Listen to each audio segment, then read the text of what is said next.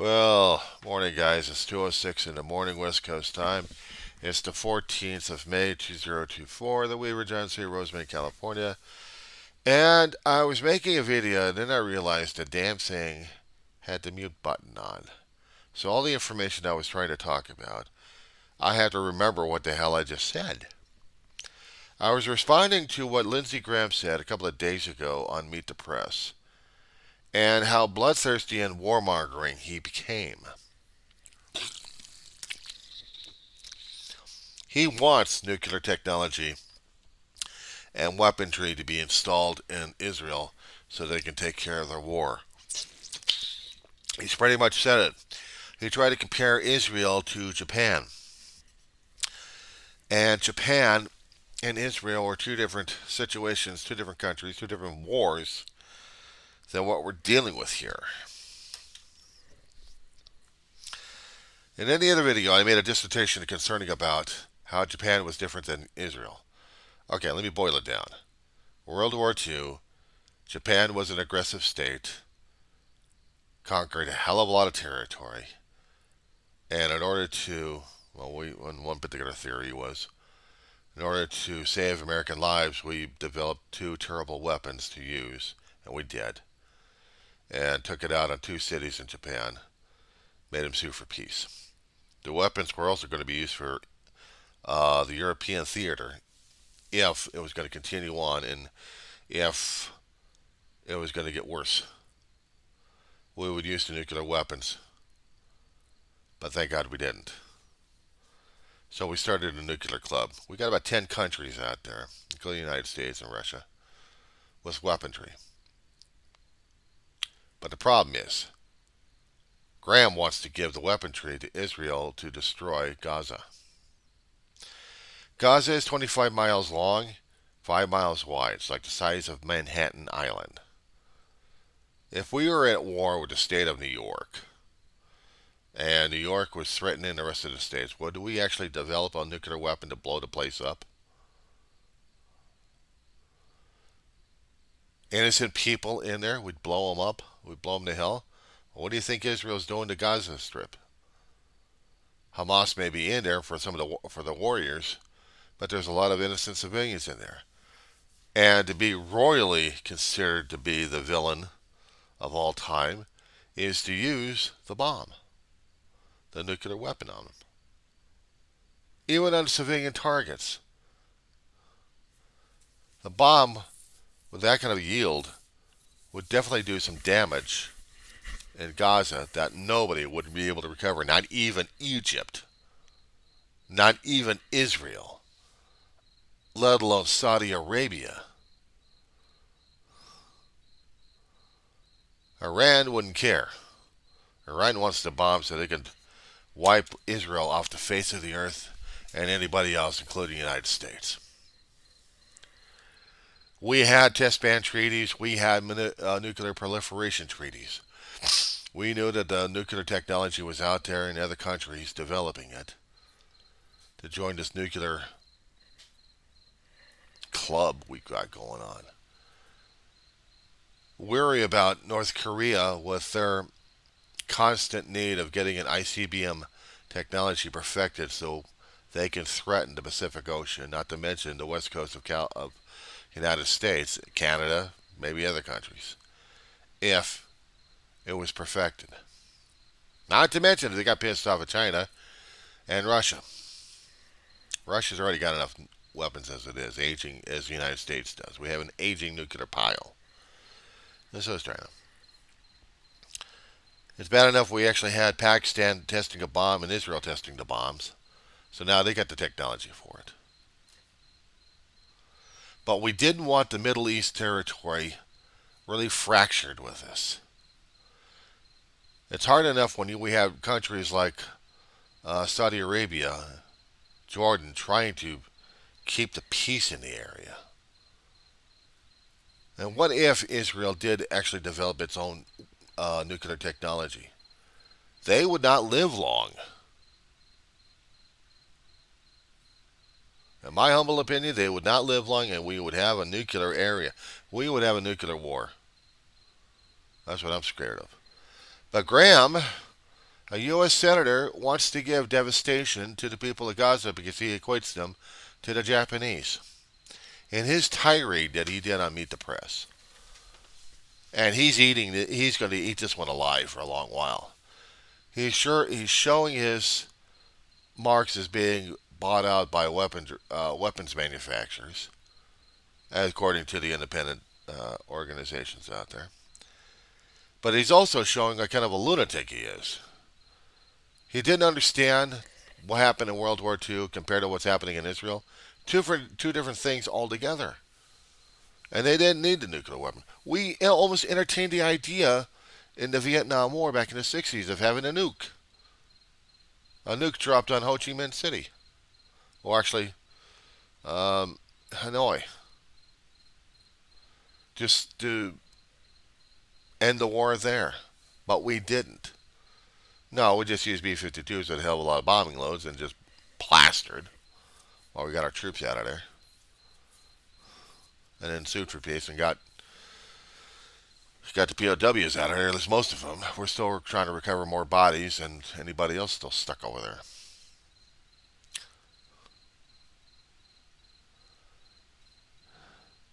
But it scares me when we have a sitting senator who wants nuclear detonation. He wants nuclear war. He can't see the ramifications. He doesn't care. He's looking at his own saving his ass, politically and monetarily. He's not thinking about the future. He doesn't care about the future. He's only getting what he's got, and he's only talking about the shit out of his mouth. But I'm taking it seriously enough because I think this guy's delirious. Looking back at the Google Maps, and I'm seeing the entire area, that if we actually did have nuclear detonation, we would definitely be changing the landscape of the Middle East. Keep this in mind, there are countries that depend upon oil revenues, mineral deposits. Mineral deposits are being still dug out in Africa. What happens if the nuclear technology somehow gets liberated one way or another, copied and recreated in Africa?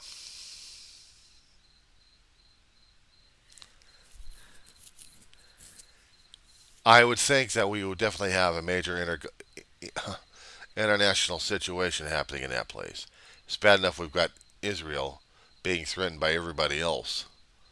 Israel wants the weaponry to finish its job in Hamas. But we're not going to do it because of the civilians. They've already got too many civilians killed already.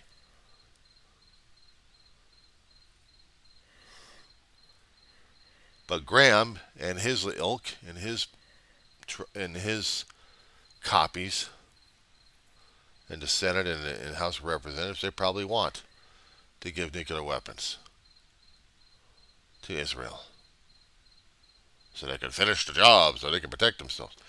Israel can protect itself with the Iron Patriot that they got out there. They've already demonstrated that their missile technology works. As long as we got the missiles to be used over there, as long as the United States supplies them with the missiles. But they can protect themselves for the defense. But no, they wanted weaponry for the offense. And they wanted to blow Israel out of water. Actually, blow the Gaza Strip out of the water.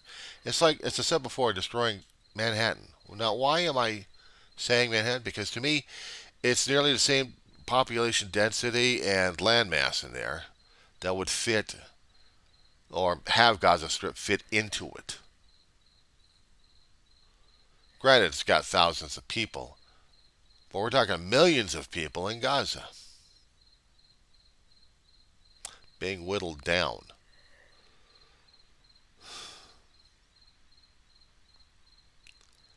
So yeah, I'm worried about the civilians over there.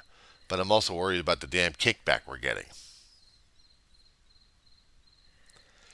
Once you really start down that road of nuclear usage, there's no way of stopping the damn thing. It's worse than a crazy train going out of control. I'm afraid we are in for Armageddon. I'm afraid we're at the cusp of World War III. That's what I'm afraid of. In my lifetime, I was always terrified of seeing nuclear weapons being used, not just as a television movie or on the big screen or even streaming services, let alone a computer game. Oh. The nightmare I had is seeing it on the news and then seeing the damn blast wave happening. I thanked one particular movie for that damn nightmare that still drives me crazy once in a while on that one, especially when I get worked up on it. The day after, I had seen the footages earlier on concerning about Nagasaki and in Hiroshima. To me, they looked like they were Hollywood productions, and I mistook a Hollywood production to be the real damn thing. But noting what reality is, I don't care. It's still horrifying. It's still terrifying. And that's what scares the hell out of me.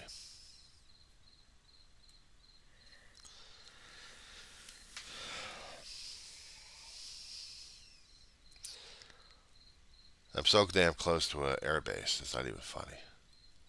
There is about 10 to 15 mile approximate distance between my apartment complex and the airstrip. If a missile got launched and we couldn't take care of it on the West Coast, I was always afraid, and still am, that it would hit the desert. If I'm going to put you on Google Maps right now, would that disturb you? Okay. So if you would open up the Google Maps one more time, but look at the United States. Let's get out of the other countries. Let's get back to the States on this one. Okay. Tighten it up to the Southern California region where you see that angular area. Oh. Angular area on it. The Antelope Valley. The larger valley shape, that's the Central Valley, California.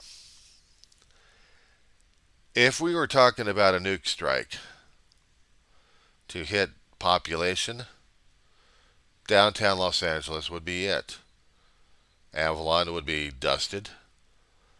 There would be a lot of massive Earth energy being released because of the amount of destruction happening.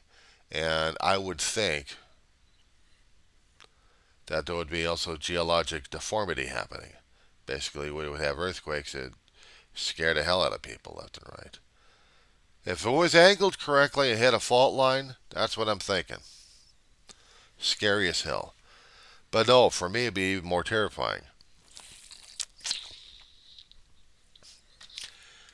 Widen it, actually close the shot up when it comes down from the Antelope Valley. And you have it in your center screen. You see the desert region. Maybe if there was a nuclear weapon hitting the area, the radiation would be blasted in all directions. If the wind cycles were right, it would go in one direction or another. But if they were static, even for a moment on that one, then you would have a blast wave that would be reaching from one end to the other end, depending upon where the missile was going to be hitting. Now, for me, I'd looked at Edwards Air Force Base, and the only communities that would be nailed in the area probably would be, well, let's see, Lancaster, Palmdale, Rosamond, North Edwards area, Boron, Kensington Junction, maybe Mojave, maybe Cal City. Sure, cell ain't Ridgecrest, unless that was already targeted already. And Ridgecrest has already got geologic activity happening out in that area anyway, because they actually had an earthquake several years ago. I remember feeling that little monster. Not fun at all. But my own territory in that wedge, I'm right next to an area that's going to drive straight through the desert and up in Edwards proper. We got no bomb shelters out here. We got none of that crap over here. But besides that area getting hit, there's also another hub to think about. And maybe somebody else has already thought about it a long time ago. They probably have. I don't know. But between Lancaster and Palmdale, there's the aerospace sector in there. This is where they test out a lot of stuff. Up in Mojave, they also test out as well. But this is a military nerve area. I know this is going to be copyrighted and people jumping on my ass, but you can do Google Maps on this crap. And it's public. You drive around the damn area. You can go outside along Sierra Highway and watch aircraft come in and out when they're doing testing. But if they did a lot closer to that, maybe on Avenue Q or Avenue R, you're talking about for Southern California. That would also include Edwards Air Force Base. Say hello to the world. Say hello to your radar system here. You're saying I was having a problem trying to talk about this damn thing. Well, why not? Because this damn thing's out there and it's scary as hell.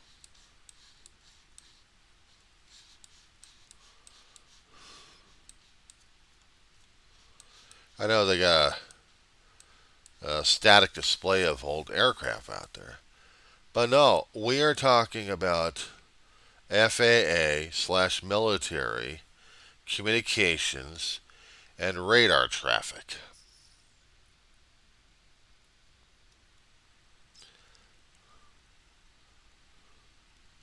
The backup would be Edwards Air Force Base. So let's just say an errant missile would hit that area. It'd black us out regarding air traffic control. There would be certain areas that would have to pick up the pace on that one, including Edwards Air Force Base. So if I'm a guy going to be launching a nuke at this point, and I want to damage some stuff, that would be the first area to damage.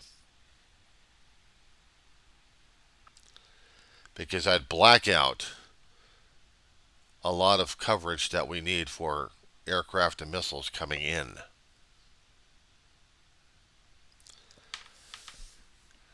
Then again, as a civilian, I may be wrong about this, but I'm looking at it as a disaster waiting to happen. But of course, if I still wanted to have to wipe it out, I don't have to hit that directly. I can just take a nuke, and I'd go right in the middle of the Plant 42 Air Base, what I'm looking at, where the air traffic controller stations are. Well, this is where we test out the planes. This is where the companies are. Right in the middle of the air area. I mean, just between the two strips where takeoffs and landings are. Boom. Okay, so now we've got radioactivity. We got a cloud coming through. So it's going to cover that. For 1 or 2 miles, we're talking about radioactivity spreading out. Maybe it was a bigger bomb. More radioactivity. Okay, so now we've got City of Lancaster getting dusted and shook up and then radioactified. Then we've got Palmdale. We've got Parablossom. We've got several other communities out there. Oh, they'd get dusted with that one, wouldn't they? Well, Lancaster up north. See, here's the thing. Palmdale and Lancaster, well, they're separated on the street of their towns. There's also Quartz Hills on the far west. They get radioactified. So let's say we got prevailing winds. If it happens to blow to the west, Lancaster is suffering. Palmdale is going to suffer a bit. as the winds would blow against the mountainsides and hillsides. If the wind was going to the west, actually to the east, some of it would be hitting Lancaster and Palmdale. Parablossom would definitely get it. And then some of the other desert communities. Apple Valley, which is right next door to Antelope Valley, would be getting the dusting. And several other communities out there, including Lake Los Angeles. If the prevailing winds was going north by northwest, yes, Lancaster would be getting it. So would Palmdale a little bit, and so would the desert regions. Basically, we're screwed. Said before about Rosamond. Well, we would get the dusting as well. But the thing is, we're about 12 to 15 miles away from Lancaster City. But winds can also blow that radioactivity towards our territory here. If I'm saying that we actually had a nuke hit even in Rosamond area, we have a dry lake bed out here. We actually do have a dry lake bed out here. According to the Google Maps satellites, so if hitting an airbase by mistake, they could have just hit our dry lake and thought it'd be a target. But they could still hit Edwards Air Force Base. But that close to home, it still scares the hell out of me. It does. Graham's talking about a nuclear war. Plain and simple. He wants nuclear option that the Israelis can use to take care of Gaza Strip one way or another. And he doesn't mind genocide. He doesn't mind it. He's equating it to the Japanese in World War II. Innocent civilians get murdered because of a warmonger. But Graham is not the holdout vote. But he had to open up his mouth on this one. And that's what pisses me off. He wants the war, but he's not understanding what the casualty rate is or the consequences down the road. And he doesn't care. He really doesn't.